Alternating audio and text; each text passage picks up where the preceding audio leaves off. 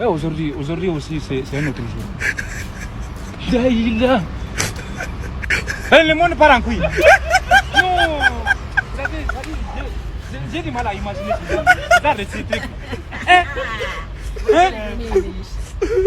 Dis-moi pas.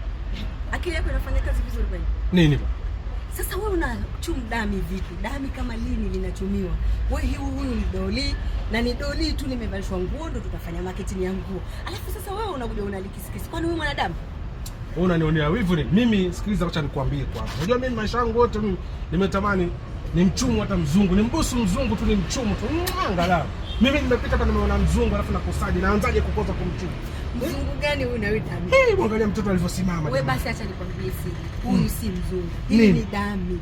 Na lili dami tumelivalisha nguo. Lakini ile kitu tunataka kukuambia, kama unataka mzungu nenda Mombasa ama uende Watamu kwa Malindi. Ukatafute mzungu kwa Jichibo, wewe ujifanyie uwe mzungu. Lakini mambo kwani wewe mbona unaniaibisha ndugu yangu?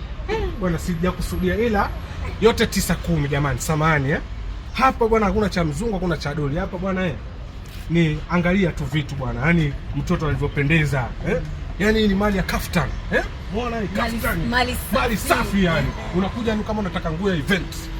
Unataka kutokea labda pengine una chama, una harusi, una watu unataka kwenda mahali yani ujimwae. Kwanza siku hizi mjini shughuli. Hebu unaangalia vitu kama hizo, hebu angalia. Angalia tu angalia. Taka sare. Alafu ndani kabisa huko. Njoo kwenye duka letu muone. Hizo tu ni baadhi tu, angalia. Angalia mali tu hizi. Alafu kuna siri moja wa mama hawajajua. Ukitaka magauni mazuri ya vitenge kutoka Uganda. Kama Uganda vile. Ndio haya hapa. Na ameletwa hapa kwetu. Hizi ni ankara nzuri za Uganda, mali safi, mali cotton. Vitu safi. Hebu angalia hapa, sijui duka inaitwaje hii. Hebu angalia. Jester Collection.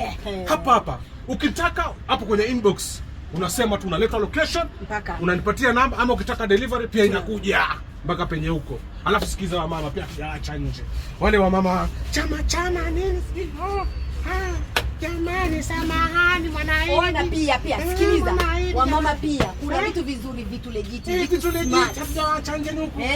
Za heshima zile. Sana wadogo wa kuvaa vimini skati vya vitenge ndio hivi hapa.